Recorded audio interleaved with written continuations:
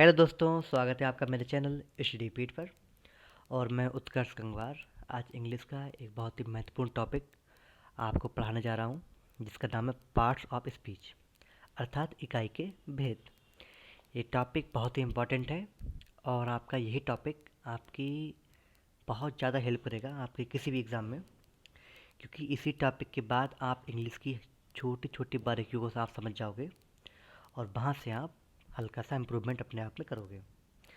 तो ये टॉपिक हमारा कौन सा है? Parts of speech. तो इसके अंतर्गत कुल हमारे 8 टॉपिक आएंगे, जिसमें पहला हमारा होता है नाउन, दूसरा प्रोनाउन, तीसरा एडजेक्टिव, चौथा वर्ब, पांचवा एडवर्ब, छठा कंजंक्शन, सातवां प्रीपोजिशन, आठवां इंटरजेक्शन। ये कुल हमारे 8 हमारे टॉपिक्स हैं जो मुझे और आपको एक साथ पढ़ने हैं, और ये सभी टॉपिक हमको अच्छे से कवर करने हैं। और यहाँ पर हम बात करेंगे एज ए फंक्शनल लेवल, मतलब किसी भी नाउन या प्रोनाउन या जितने भी हमारे टॉपिक लिखे हुए हैं उनका एक सेंटेंस में क्या और किस तरह यूज हो रहा है, ये हम समझेंगे एक बहुत ही अच्छे लेवल पे, जिसे बोला जाता है फंक्शनल लेवल। ठीक है। जो धारणाएं हमारे मन में पूर्व थी नाउन प्रोनाउन और इन सभी के प्रति, वो हमारे वह हल्के हल्के छूट जाएंगी और हम लोग एक नए सिरे से एक नया पाठ हम लोग पढ़ना शुरू करेंगे। तो आइए आज हम बात करते हैं अपने सबसे पहले और अच्छे टॉपिक से, जिसका नाम है नाउन। तो नाउन अर्थात संज्ञा। तो हम लोग पढ़ते आए छोटे से ही कि किसी व्यक्ति, काम, स्थान या वस्तु के नाम को व्यक्त करने वाले शब्दों को संज्ञा कहते हैं, या मैं इसे कहूँ इंग्लिश में तो noun is a naming word that refers to a person, place और थिंग। ये परिभाषा हम कब से पढ़ते आ रहे हैं, लेकिन ये जो हमारी परिभाषा है थोड़ी सी हमारी संकीर्ण है, ये पूरी हमारी नहीं है। तो आइए अब चलते हैं पूरी परिभाषा की ओर कि एक्चुअल में हमारा नाउन है क्या, उसे हम किस तरह व्यक्त करें। आइए समझते हैं। तो नाउन तो नाउन को हम लोग कहते हैं नेमिंग वर्ड, अर्थात जिसका कोई नाम हो। मतलब इस संसार में जिन जिन चीज़ों का नाम है उन्हें हम कहते हैं नेमिंग वर्ड, और वो हमारी होती है नाउन। तो हमने इसे बांट दिया है 4 हिस्सों में, 4 पार्ट्स में, जिसमें पहला हमारा होता है विजुअल, अर्थात दृश्य। मतलब वो वस्तुएं जो हमें दिख रही हैं वो सब की सब हमारी आती हैं नाउन के अंतर्गत। फिर हमने कहा फेल्ट ओनली, मतलब केवल महसूस, मतलब जिन्हें हम केवल महसूस कर सकते हैं वो भी किस में आएंगी? नाउन में। फिर आता है यूनिट, अर्थात गिनना, जो चीज़ हम गिन सकते हैं वो भी किसके अंतर्गत आएंगी? नाउन के अंतर्गत। और चौथा होता है नाउन इक्वल, अर्थात नाउन के समान, मतलब वह शब्द जो नाउन के समान कार्य करते हैं वो भी किसके अंतर्गत आएंगे? नाउन के अंतर्गत। आप यहाँ पर ये समझ लीजिए कि अब हम बात कर रहे हैं फंक्शनल लेवल की। ठीक है ना। यहाँ पर एक ही वर्ड हमारा नाउन हो सकता है, वही वर्ड हमारा वर्ब हो सकता है। तो यहाँ पर कोई भी एक वर्ड एक ही क्रिया शो नहीं करेगा, एक ही वर्ड कई कई क्रियाओं में बढ़ जाएगा। तो आइए हम चलते हैं अब इनके सभी पार्ट्स को लेकर, अर्थात पहले विजुअल, फिर फेल्ट ओनली, फिर यूनिट, फिर हमारा नॉन इक्वल। तो पहला हमारा आता है विजुअल, अर्थात दृश्य। तो जो चीज़ें हम देख सकते हैं उन्हें हम कहते हैं विजुअल। जैसे हमने कहा पर्सन, प्लेस या थिंग, मतलब कोई व्यक्ति, कोई स्थान या कि हमारी वस्तु। अगर हम बात करें किसी व्यक्ति की तो मैंने कहा गौरव। यदि मैं बात करूं किसी भी स्थान की, मैंने कहा पीलीभीत। यदि मैं बात करूं किसी भी वस्तु की तो मैंने कहा आईफोन। ठीक है। अब बढ़ते हैं फेल्ट ओनली पे, अर्थात जिन्हें हम केवल फील कर सकते हैं। उन्हें मैंने बांट दिया है कितने हिस्सों में? 4, जिन्हें हम बोलते हैं फैक्ट्स। FAQS, एफ माने फीलिंग, ए माने एक्शन, क्यू माने क्वालिटी, एस माने स्टेट। तो फीलिंग मतलब कोई भावना, जैसे मैंने कहा love, cheat. A for action मतलब कोई भी work. Q for quality, good bad जो भी हो।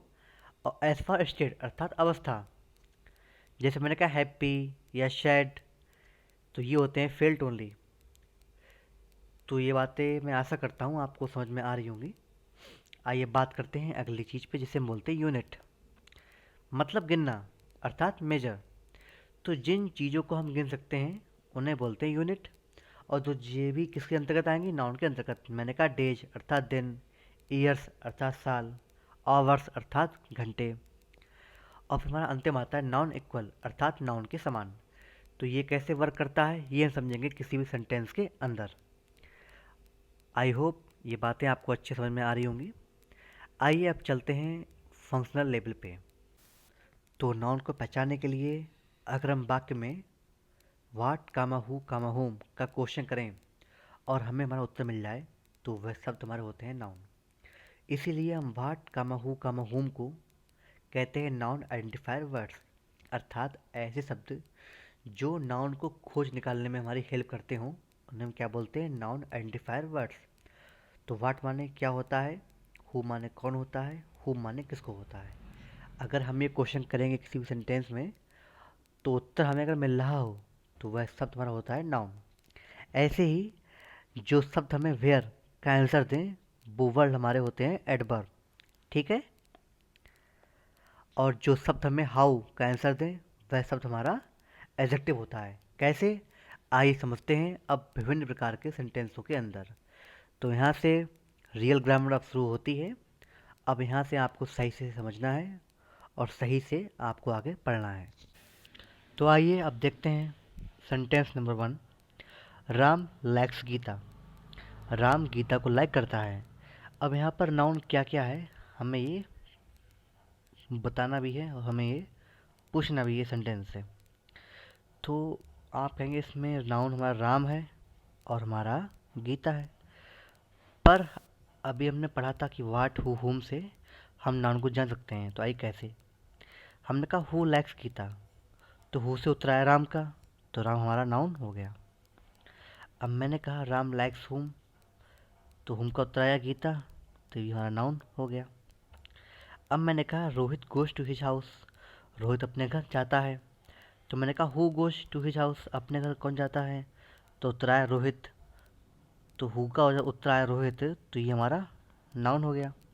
अब मैंने कहा रोहित गोज भेयर, तो जो भेयर है उसका उत्तर क्या आया हाउस, तो ये हमारा क्या हो गया एडवर्ब। क्यों, क्योंकि वेयर का आंसर देने वाले शब्द क्या होते हैं हमारे एडवर्ब।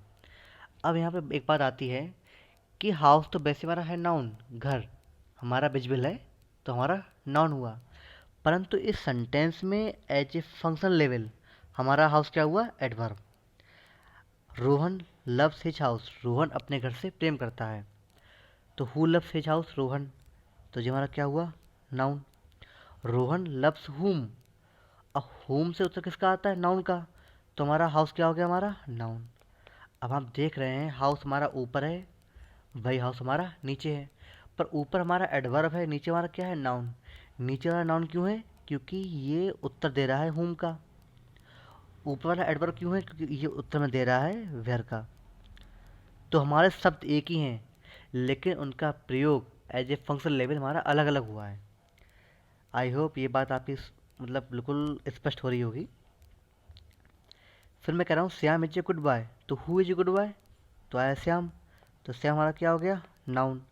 अब मैं कहूँ श्याम कैसा है, what kind of boy is Shyam, तो आप कहोगे श्याम अच्छा है, तो गुड हमारा क्या हो गया हमारा एडजेक्टिव। क्यों, मैंने भी कहा था कि व्हाट कामा हु कामा हुम का आंसर देने वाले शब्द होते हैं नाउन, वेयर का एडवर्ब और हाउ का एडजेक्टिव। आई होप बात आपके लिए स्पष्ट हो रही होगी। आइए अब चलते हैं अगले सेंटेंसों पे।